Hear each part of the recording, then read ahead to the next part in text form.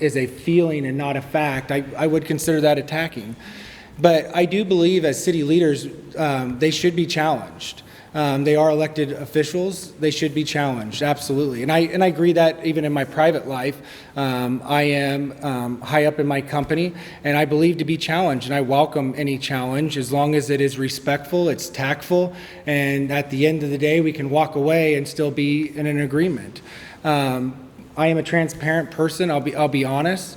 There are some council members that I don't agree with most of what they do, and I do like to go and like to speak about those things. And I would hope my comments would be tactful. I do commend the city council members who will correct me, and I appreciate that. I am wrong more than I am right. I will admit that. But Mr. Eckert here is a very good example where he'll come and talk to me about it. And I'll end at that. Thank you, Roy. All right, Chad. I think it's healthy and robust for citizens to approach the city council and air their grievances and talk about their concerns. I welcome that. I welcome that. It's a good opportunity for them to present in front of everyone. And it's also live streamed so people at home can watch it as well. I think it's healthy. I think it's necessary. The attacking part of it, well, thank you. The attacking part of it, that's individual discretion. I don't want to squash anyone from voicing their concerns or airing their grievances. I think it's healthy. I think if you would shy away from that, it's not a road we want to go down. I think that we, at the city councils I've been at, and my attendance record is rather high, there's never been anyone turned away. And it's always a welcoming invite and platform for people to speak. I just think it's healthy and robust. That's my comments on that. Thank you. Thanks, Chad. Anybody else? All right. Let's go with Opal. And then we'll be. Yep. I'm of the opinion that I think people should be allowed to speak. Sometimes it may be that it seems like they're attacking somebody, but I think they're really having a disagreement on issues. And that's the way you have to think about it. Having spent a lot of time in front of general publics in the past, I find that you have to also grow a little bit of a hard skin, if you will, especially if you're going to be in public service, because people are concerned about issues and you can't take them personally. Thank you.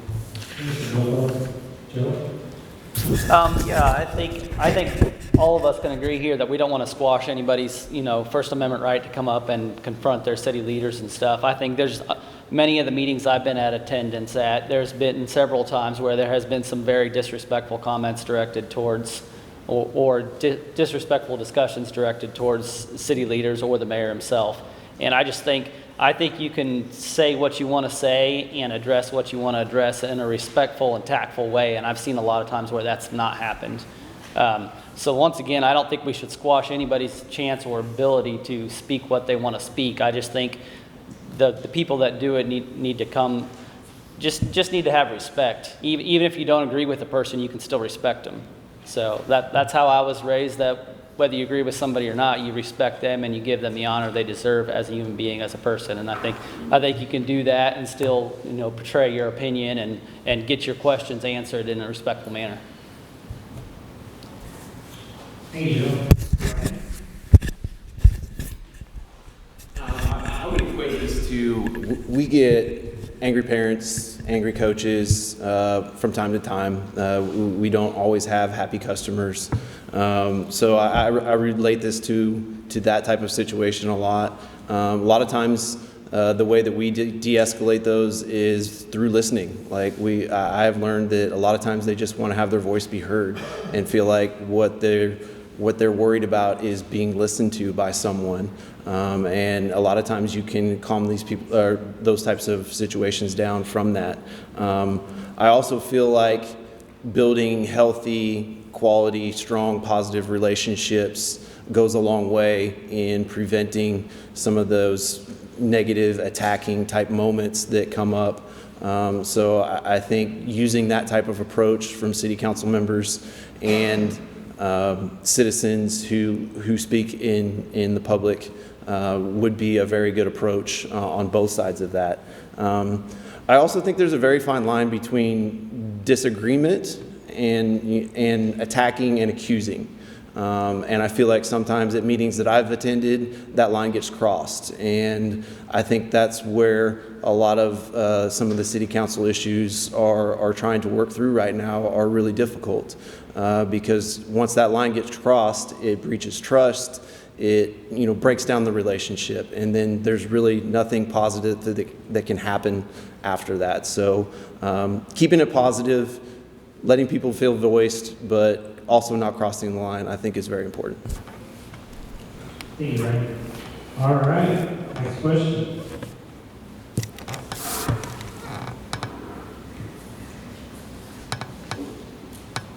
Rodolfo, what are your thoughts on the importance of the relationship between the city and the Spring Hill School District? Well, I think it's very important, very critical that both the school district and the city work together. I think I think there, for example, I think one of the critical things that need to be discussed between both is how they impose property tax levies on the citizens, because it's not just the city that has need for taxes, it's also the school district. And I think they should work cooperatively so that citizens aren't overburdened by tax.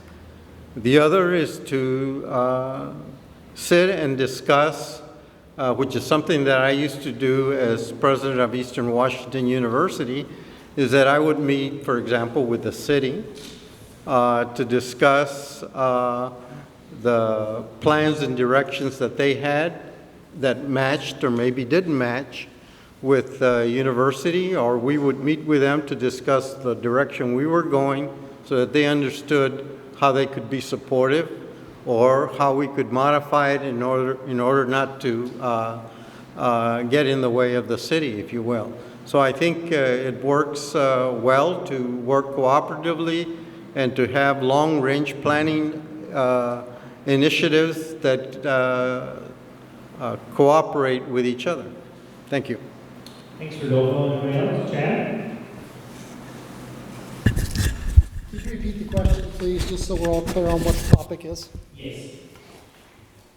What are your thoughts on the importance of the relationship between the city and the Spring Hill School District? Very good. I just asked this question recently in City Council to the mayor and the council members, if there has ever been, in anyone's memory, any animosity with the school board. And the mayor responded, as I feel, absolutely not. It's a great working relationship and things are going forward. I think the more the city improves their transparency with the public and the school district sees that, I think it does define, as Adolfo talked about, it does define what direction we're going and how we're going to get there. Now, the thing with taxes is, it's a growing concern with the citizens of Spring Hill, and I'm never in favor of raising taxes. But that sometimes becomes a necessary evil as our community grows and blossoms. Thank you, Chad. Is there anyone else like that? Brian?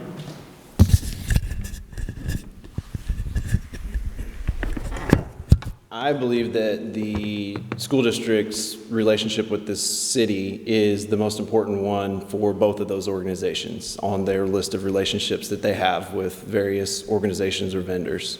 I feel like the chamber is a close second for the city. I feel like the rec commission should be right up in there too. Those are like your 1, 2, 3, and depending on what activity or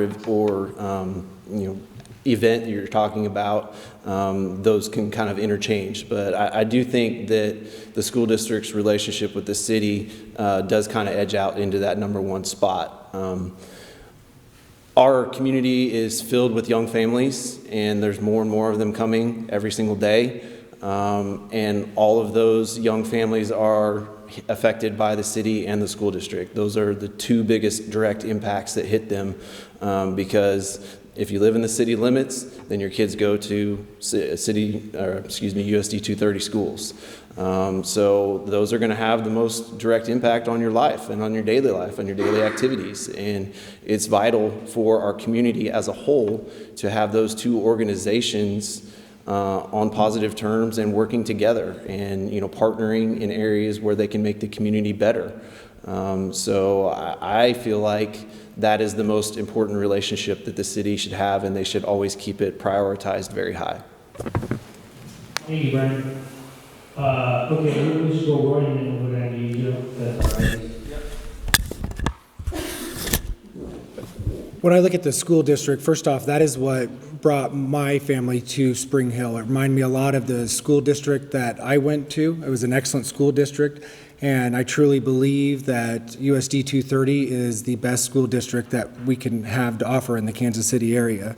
I also look at it as that the city and both the school district are providing services for our community.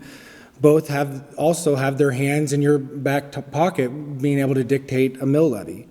And I think that both the city and the school district need to have a really great working relationship, but also respect the fact that the city is going to make the city decisions and the school district is going to make the school district decisions.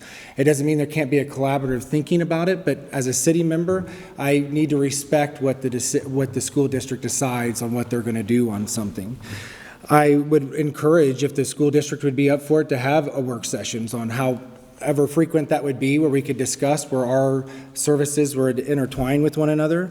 And I think we need to also understand, if we want the city to grow, if we want the school district to grow as a city, we have to make sure that our services that we're providing, such as the roads, the fire, the police, the affordable housing, all of that kind of stuff comes into intermined with our side as well.